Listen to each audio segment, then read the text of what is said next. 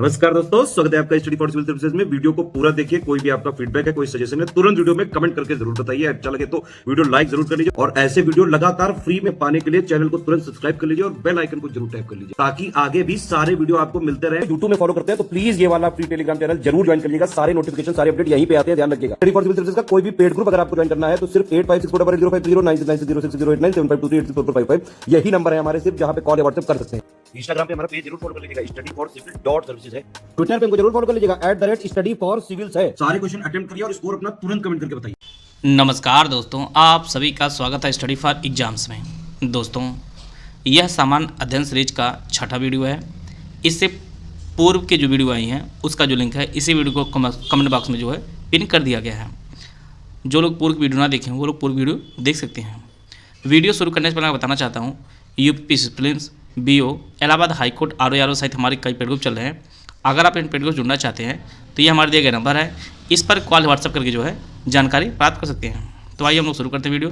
देखते हैं हम लोग पहला प्रश्न। नवंबर 2023 में उत्तर प्रदेश में ऑनलाइन गेमिंग और कैसीनो में कितने % GST लगाने वाले विधेयक को औपचारिक रूप से पारित किया गया है? 14%, 18%, 21% या 28%? तो ये जो GST लगाने का जो विधेयक को औपचारिक रूप से पारित किया गया है वो आपका 88% लगेगा ऑनलाइन गेमिंग और कैसीनो पर। तो इसका जो ऑप्शन डी है वो आपका सही है। जैसा कि हम लोग जानते हैं कि 1 जुलाई 2017 को भारत में जो है GST लागू की गई है और इसके लिए संशोधन किया गया है वह 101वां संविधान संशोधन हुआ था GST वाला, और इसी से रिलेटेड एक GST परिषद का गठन किया गया है। GST परिषद का गठन किया गया है हमारे संविधान में आर्टिकल 279A में। GST परिषद के जो अध्यक्ष होते हैं वो केंद्रीय वित्त मंत्री होते हैं। अक्सर परीक्षा में यहाँ पर जो है RBI गवर्नर को डाल देता है, जो गलत होता है। तो GST परिषद जो अध्यक्ष होते हैं वो केंद्रीय वित्त मंत्री होते हैं। तो इसका जो ऑप्शन डी है वो आपका सही है। यहाँ पर 4 मौलिक अधिकारों से संबंधित निर्णय दिया गया है, उनको कालानुक्रम में जो है सजाना है। गोलकनाथ बनाम पंजाब राज्य, केशवानंद भारती बनाम केरल राज्य, मिनर्वा मिल्स बनाम भारत राज्य, AK गोपालन मद्रास बनाम मद्रास राज्य। इसके लिए 4 ऑप्शन दिया गया है। जैसा कि आप लोग RO में देखे होंगे, मैक्सिमम क्वेश्चन आपको कालानुक्रम में देखने को मिला है, तो इसलिए जो है अधिक से अधिक प्रश्नों की आप लोगों को प्रैक्टिस करा दी जाए, जिससे आप लोग परीक्षा में प्रश्न जो है सही से सॉल्व कर सकें। N गोपालन बनाम मद्रास जो राज्य जो केस हुआ था वो आपका 1950 में हुआ था। मिनर्वा मिल्स बनाम भारत राज्य का जो केस हुआ था वह 1980 में हुआ था। केशवानंद भारती बनाम केरल राज्य का जो केस हुआ था वह 1973 में हुआ था, और गोलकनाथ बनाम पंजाब राज्य जो केस हुआ था आपका वो आपका 1967 में हुआ था। तो इस प्रकार जो है इसका जो सही आंसर हो जाएगा वो ऑप्शन सी इसका सही आंसर। सबसे पहले 1950 गोपालन वाला, फिर इसके बाद गोलकनाथ वाला, और फिर इसके बाद केशवानंद भारती, और अंत में आपका मिनर्वा मिल्स इसका सही आंसर हो जाएगा। तो इसका जो ऑप्शन सी है वो आपका सही है। आते हैं अगला प्रश्न लोग। एक तरफ भौतिक राशि, दूसरी तरफ मात्रक दिया गया है, आपको पहचानना है कौन से युग्म जो है सही सुमेलित नहीं है। विद्युत प्रतिरोध ओम, लेंस की शक्ति डायोप्टर, ज्योत तीव्रता कैंडिला, पदार्थ की मात्रा स्टेरेडियन। विद्युत प्रतिरोध का जो मात्रक होता है वह ओम होता है, और लेंस की शक्ति का जो मात्रक होता है वो आपका डायोप्टर होता है। ज्योत तीव्रता का जो मात्रक होता है आपका कैंडिला होता है, परंतु जो है पदार्थ की मात्रा जो मात्रक होता है वह स्टेरेडियन नहीं होता है बल्कि मोल होता है, मोल होता है। तो इसका जो सही आंसर है वो ऑप्शन डी, पदार्थ की मात्रा जो मात्रक होता है वो आपका मोल होता है। इसका जो ऑप्शन डी है वो आपका सही है। निम्नलिखित में से किस शहर ने उत्तर प्रदेश के पहले खेल विश्वविद्यालय मेजर ध्यानचंद स्पोर्ट्स यूनिवर्सिटी का निर्माण किया जा रहा है? किस शहर में सबसे पहले जो यूनिवर्सिटी का नाम रखा गया है वो मेजर ध्यानचंद जी के नाम पर रखा गया है, और इसका निर्माण किया जा रहा है आपके मेरठ में किया जा रहा है। तो इसका जो ऑप्शन सी है वो आपका सही है, और इसकी जो आधारशिला है वह PM मोदी जी ने रखी थी मेरठ में। इसका जो ऑप्शन सी है वो आपका सही है। यहाँ पर आपको पहचानना है कौन सही सुमेलित है। होटुला लेह को कारगिल से जोड़ता है। उमलिगला दर्रा दुनिया का सबसे ऊंचा वाहन योग्य दर्रा है। रोहतांग दर्रा कुल्लू घाटी को लाहौल व स्पीति से जोड़ता है। इसके लिए 4 ऑप्शन दिया गया, आप लोग ऑप्शन पढ़ लीजिए। फोटोला जो दर्रा है आपको लेह को कारगिल से जोड़ता है, यह कथन सही आप कहा। उमिलिंग ला दर्रा जो है ये दुनिया का सबसे ऊंचा वाहन योग्य दर्रा है, यह भी जो आपका सही है। और रोहतांग दर्रा जो है यह कुल्ली घाटी को लाहौल और स्पीति से जोड़ता है, तो यह भी आपका सही सुमिलित है। तो इस प्रकार जो है तीनों जो है आपका सही सुमिलित है, तो इसका जो ऑप्शन डी है ये आपका सही है। इसमें भी आपको पहचानना कौन सही सुमिलित है। कृष्ण क्रांति खनिज तेल के क्षेत्र में आत्मनिर्भरता, इंद्रधनुषी क्रांति कृषि संबंधित समग्र क्रांति, रजत क्रांति दुग्ध उत्पादन। इसके लिए 4 ऑप्शन दिया गया, आप लोग ऑप्शन पढ़ लीजिए। कृष्ण क्रांति जो है यह खनिज तेल के क्षेत्र में आत्मनिर्भरता संबंधित है। इंद्रधनुषी क्रांति जो है यह कृषि संबंधित समग्र क्रांति संबंधित है।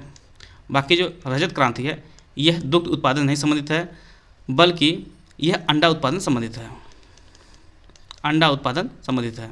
बाकी दुग्ध उत्पादन जो संबंधित है वो आपकी श्वेत क्रांति है और ऑपरेशन फ्लड के नाम से भी हम लोग जानते हैं। तो केवल 1 और 2 जो आपका सही सुमिलित है, इसका जो ऑप्शन ए है वो आपका सही है। एक तरफ पर्वत शिखर दिया गया है, दूसरी तरफ महाद्वीप दिया गया है, आपको पहचानना है कौन सही सुमिलित नहीं है। आप लोग परीक्षा में विशेष रूप से ध्यान दीजिएगा, कहाँ पे नहीं पूछा जा रहा है, कहाँ पे है पूछा जा रहा है। किलिमंजारो अफ्रीका, माउंट मैकिनले उत्तरी अमेरिका, एल्ब्रुस एशिया, एकांकागुआ दक्षिण अमेरिका। किलिमंजारो जो पर्वत शिखर है ये अफ्रीका महाद्वीप में स्थित है। माउंट मैकिनले आपका यह उत्तरी अमेरिका में स्थित है। एकांकागुआ जो आपका दक्षिण अमेरिका में स्थित है। एल्ब्रुस जो पर्वत है यह एशिया में नहीं है, बल्कि यह आपका यूरोप में है, यूरोप में है। तो यही जो है सही सुमिलित नहीं है, तो इसका जो ऑप्शन सी है वो आपका सही है। नवंबर 2023 में उत्तर प्रदेश के वाराणसी में भारत के दूसरे फ्लोटिंग सीएनजी स्टेशन का शुभारंभ किया गया है। आपको बताना है पहला फ्लोटिंग सीएनजी स्टेशन कहाँ स्थापित किया गया था, अयोध्या, वाराणसी, प्रयागराज या मथुरा। तो पहला भी जो है आपका वाराणसी में ही स्थापित किया गया था और दूसरा भी आपका वाराणसी में ही इसका शुभारंभ किया गया है। और इसका जो शुभारंभ है वो हरदीप सिंह पुरी ने इसका शुभारंभ किया है रविदास घाट पर। तो इसका जो ऑप्शन बी है वो आपका सही है। यहाँ पर जो विदेशी यात्री आए थे किसके शासनकाल में आए थे उसके संदर्भ में यहाँ पे प्रश्न बनाया गया है और यहाँ पर पहचानना आपको कौन सही सुमिलित नहीं है। देवराय द्वितीय, Abdul Razzaq, Muhammad bin Tughlaq, Ibn Battuta, Mahmud Ghaznavi Alberuni, Humayun, Jean Baptiste Tavernier. Devaraya द्वितीय के शासनकाल में जो है यह अब्दुल रज़ाक आया था। मोहम्मद बिन तुगलक के शासनकाल में इब्न बतूता आया था और इसने जो है रहला नामक पुस्तक लिखी थी और मोहम्मद बिन तुगलक ने जो है इसे काजी के पद पर भी नियुक्त किया था और इसे जो है चीन में जो है अपना दूध बनाकर भेजा था। महमूद गजनवी के साथ जो है अलबरूनी आया था और इसने जो है किताबुल हिंद नामक पुस्तक लिखी है, किताबुल हिंद नामक पुस्तक लिखी है अलबरूनी ने। और जो सही सुमिलित नहीं है, जैन बैप्टिस्ट जो आया था टैवर्नियर, यह हुमायूं के कार्यकाल में नहीं आया था बल्कि यह जो है शाहजहाँ कार्यकाल में आया था। शाहजहाँ कार्यकाल में जो है यह टैवर्नियर आया था। तो इसका जो ऑप्शन डी है वो आपका सही है। और यह जो है फ्रांसीसी चिकित्सक था, फ्रांसीसी चिकित्सक था बैप्टिस्ट और यह आपके शाहजहाँ के कार्यकाल में आया था। तो इसका जो ऑप्शन डी है वो आपका सही है। 1 नवंबर 2023 को उत्तर प्रदेश की अरविंद सिंह ने गोवा में आयोजित नेशनल गेम्स के अंतर्गत मेंस डबल रोइंग प्रतियोगिता में स्वर्ण पदक जीता है। आपको बताना है यह उत्तर प्रदेश के किस जिले के निवासी हैं, झांसी, बुलंदशहर, मेरठ या लखनऊ। तो ये जो निवासी हैं ये बुलंदशहर के निवासी हैं अरविंद सिंह, जिन्होंने गोवा में आयोजित नेशनल गेम्स में जो है मेंस डबल्स रोइंग प्रतियोगिता में स्वर्ण पदक जीता है। तो इसका जो ऑप्शन बी है आपका सही है। अम्लीय वर्षा के लिए कौन मुख्य रूप से जिम्मेदार है? Sulphur dioxide, methane, carbon monoxide, carbon dioxide. तो प्रमुख रूप से जो उत्तरदायी गैस होती है अम्लीय वर्षा के लिए वो आपके सल्फर डाइऑक्साइड होती है और सल्फर डाइऑक्साइड के साथ जो है नाइट्रोजन ऑक्साइड भी जो है काफ़ी जो है जिम्मेदार होती है अम्लीय वर्षा कराने में। तो इसका जो ऑप्शन ए है वो आपका सही है। SO2 और NO2 जो है इसमें काफ़ी जिम्मेदार होते हैं अम्लीय वर्षा कराने के लिए। ऐसे कौन से कारक हैं जो किसी भी क्षेत्र के तापमान को प्रभावित करते हैं। यहाँ पे 4 कारक दिए गए हैं, आपको बताना है कि तापमान को कौन कौन जो है प्रभावित करता है। इसके लिए 4 ऑप्शन दिया गया है। महासागरीय धाराएं एवं हवाएं, ऊंचाई, अक्षांश, प्राकृतिक वनस्पति। किसी भी क्षेत्र के तापमान को जो प्रभावित करने वाले कारक होते हैं उनमें धरातल की प्रकृति, समुद्री धाराएं, मिट्टी के प्रकार, वनस्पति, आर्द्रता, अक्षांश, ये सभी जो है, ऊंचाई, ये सभी प्रभावित करते हैं किसी भी क्षेत्र के तापमान को। तो ये चारों जो तथ्य दिए गए हैं ये सभी तापमान को प्रभावित करते हैं। तो इस प्रकार जो इसका जो ऑप्शन डी है वो आपका सही है। महासागरीय धाराएं एवं हवाएं, ऊंचाई, अक्षांश और प्राकृतिक वनस्पति, ये सभी जो है किसी भी क्षेत्र के तापमान को प्रभावित करते हैं। इसका जो ऑप्शन डी है वो आपका सही है। यहाँ पर 3 झील दी गई हैं और इनमें आपको बताना है कौन सी झील जो है हिमानी निर्मित झीलें हैं। ग्रेट स्लेव लेक, अथाबस्का झील, विनिपेग झील। इसके लिए 4 ऑप्शन दिया गया, आप लोग ऑप्शन पढ़ लीजिए। ग्रेट स्लेव लेक ये आपका कनाडा में है, अथाबस्का झील भी आपका कनाडा में है, विनिपेग झील भी आपका कनाडा में है। और ये तीनों जो झीलें हैं ये सभी हिमानी निर्मित झीलें हैं। परीक्षा में प्रश्न इस प्रकार से पूछ सकता है कि यह स्थित किस देश में है, तो इस प्रकार से आप आंसर बता सकेंगे कनाडा में स्थित है। और ये सभी जो है हिमानी निर्मित झीलें हैं। तो इसका जो आंसर होगा उपयुक्त सभी। इसका जो ऑप्शन डी है आपका सही है। आते हैं अगला प्रश्न लोग। निम्नलिखित में से कौन सा एक अशोक का स्तंभ लेख है। इस परंपरा की पुष्टि करता है गौतम बुद्ध का जन्म लुम्बिनी में हुआ था। बासाड़ स्तंभ लेख, निगाली सागर स्तंभ अभिलेख, रामपुरवा स्तंभ अभिलेख या रुमिनदेई स्तंभ अभिलेख। तो गौतम बुद्ध का जन्म लुम्बिनी में हुआ था, इसकी जो पुष्टि करता है वह रुमिनदेई स्तंभ अभिलेख करता है। इसका जो ऑप्शन डी है वो आपका सही है। इसकी जो भाषा थी वो प्राकृतिक थी, इसकी जो भाषा थी वह प्राकृत थी और इसकी जो लिपि थी वो आपकी ब्राह्मी लिपि है और यह जो है नेपाल में स्थित है। और जैसा कि हम लोग जानते हैं कि गौतम बुद्ध जी का जन्म जो है 563 ईसा पूर्व में हुआ था लुम्बिनी में, जो वर्तमान में आज जो है नेपाल में स्थित है। उत्तर प्रदेश में मछली की नई प्रजातियां तैयार करने और मछली के बीज को लेकर शोध करने के लिए कहां पर एक्वा पार्क का निर्माण किया जाएगा। आजमगढ़, हमीरपुर, गोरखपुर या लखीमपुर। तो मछली की नई प्रजाति तैयार करने और मछली के बीज को लेकर शोध करने के लिए जो एक्वा पार्क का निर्माण किया जा रहा है आपके गोरखपुर में इसका निर्माण किया जा रहा है। एक्वा पार्क कहाँ निर्माण किया जा रहा है आपके गोरखपुर में। इसका जो ऑप्शन सी है वो आपका सही है। यहाँ पर 4 स्टेटमेंट दिया गया है, आपको पहचानना कौन सा स्टेटमेंट जो आपका गलत है। मूल कर्तव्य मौलिक अधिकार का हिस्सा है, मूल कर्तव्य मौलिक अधिकारों का भाग नहीं है, भारतीय संविधान के भाग 4 का में मौलिक कर्तव्य गिनाए गए हैं, अनुच्छेद 51 का प्रत्येक भारतीय नागरिकों के मौलिक कर्तव्यों की व्याख्या करता है। मौलिक कर्तव्य जो है यह मौलिक अधिकार का भाग नहीं है। तो यह जो स्टेटमेंट बी वाला आपका सही है, पहला जो स्टेटमेंट वो गलत है। यहाँ पे बताया जा रहा है कि इसका हिस्सा है, बाकी जो है सभी तीनों स्टेटमेंट आपके सही हैं। भारतीय संविधान के भाग 4 का में जो है मौलिक कर्तव्य गिनाए गए हैं और इनकी जो संख्या आपकी 11 वर्तमान में है। और इससे पूर्व जो है इसकी अनुशंसा की गई थी सरदार स्वर्ण सिंह समिति द्वारा मौलिक कर्तव्य जोड़े जाने के लिए। और 51 ए में जो है प्रत्येक भारतीय नागरिकों के लिए मौलिक कर्तव्यों की जो है व्याख्या की गई है। वर्तमान में इनकी संख्या जो आपका 11 है और 11वां जो मौलिक कर्तव्य वर्ष 2002 में ऐड किया गया था। तो इसका जो ऑप्शन ए है आपका सही है। दिल्ली में पुराना किला के सामने खैरुल मस्जिद का निर्माण किसने करवाया था। हमीदा बानो बेगम, सलीमा सुल्तान, जीजी अनगा या माहम अनगा। इसका जो सही आंसर है वो ऑप्शन डी माहम अनगा। माहम अनगा ने दिल्ली में पुराना किला के सामने खैरुल मंजिल नामक जो है मस्जिद का निर्माण इन्होंने करवाया था। खैरुल मंजिल नामक मस्जिद थी, इसका निर्माण माहम अनगा ने करवाया था। तो इसका जो ऑप्शन डी है आपका सही है। एक तरफ बाघ आरक्षित क्षेत्र दिया गया है, दूसरी तरफ राज्य दिया गया है, आपको पहचानना है कौन सही सुमिलित नहीं है। बुक्सा बिहार, दम्फा मिजोरम, नामेरी असम, नामदफा अरुणाचल प्रदेश। नामदफा जो टाइगर रिजर्व है ये आपके अरुणाचल प्रदेश में है, नामेरी आपके असम में है, दम्फा आपके मिजोरम में है बुक्सा जो टाइगर रिजर्व है ये बिहार में नहीं है, बल्कि ये आपके पश्चिम बंगाल में है। पश्चिम बंगाल में बुक्सा टाइगर रिजर्व है। तो इसका जो ऑप्शन ए है वो आपका सही है, जो सही सुमेलित नहीं है। यहाँ पर 4 अनुच्छेद दिया गया है, आर्टिकल 14, आर्टिकल 16, आर्टिकल 19 और आर्टिकल 21। आपको बताना है कौन से अधिकार जो है भारतीय नागरिकों और गैर नागरिकों दोनों को प्राप्त हैं।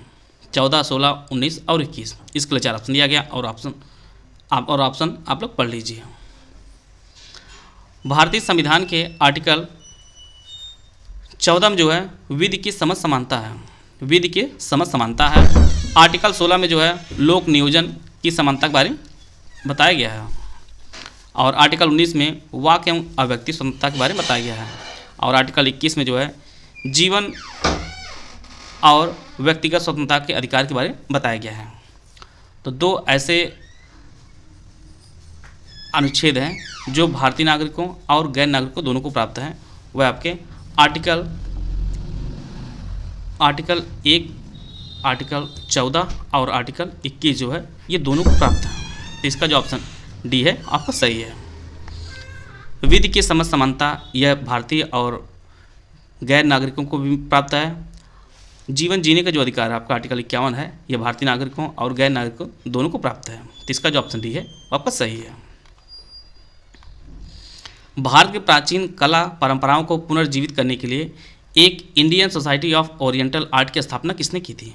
रविंद्रनाथ टैगोर, नंदलाल बोस, असित कुमार हल्दर या अमृता शेरगिल?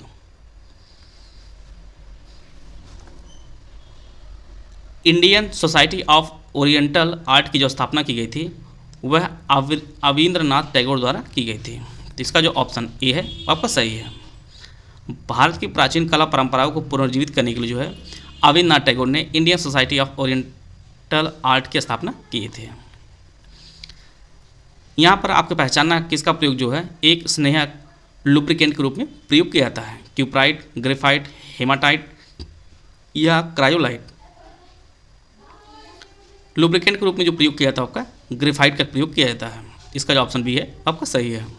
आप लोग पेंसिल में देखेंगे जो नीब होती है अंदर पेंसिल के अंदर वही ग्रेफाइट होता है और इसका जो प्रयोग होता है वह स्नेहक रूप में भी इसका प्रयोग किया जाता है। यहाँ पर 4 देश दिया गया, आपको बताना है कौन आसियान का सदस्य नहीं है। वियतनाम, थाईलैंड, दक्षिण कोरिया या इंडोनेशिया। आसियान के टोटल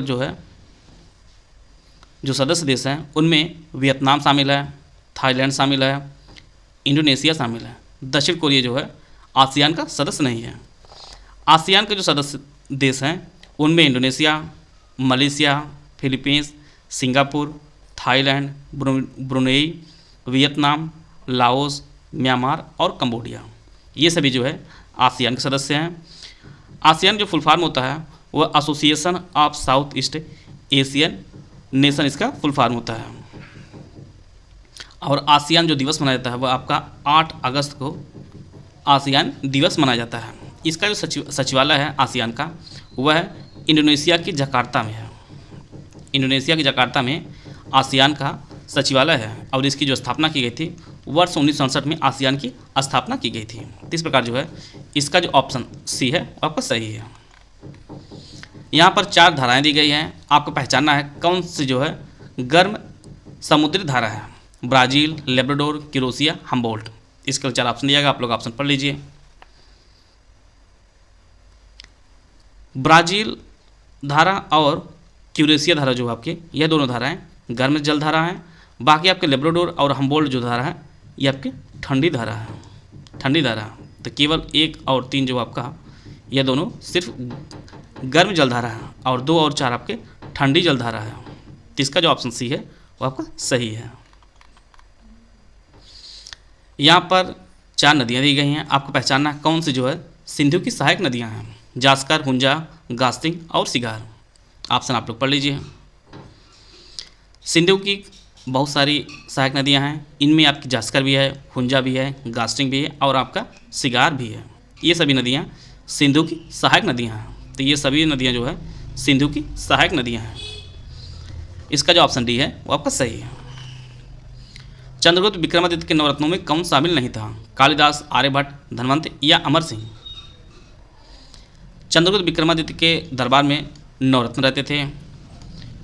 इनमें धन्वंतरि, छपनक, अमर सिंह, शंकु, घटकपारा, कालिदास, वेताल भट्ट, वर्रुच और वराहमिहिर शामिल थे, परंतु इसमें जो है आर्यभट्ट शामिल नहीं थे। इसका जो ऑप्शन बी है वो आपका सही है। आशा है आप सभी को बहुत कुछ जानने को मिला होगा। मिलते हैं नेक्स्ट वीडियो में, तब तक के लिए जय हिंद, जय भारत।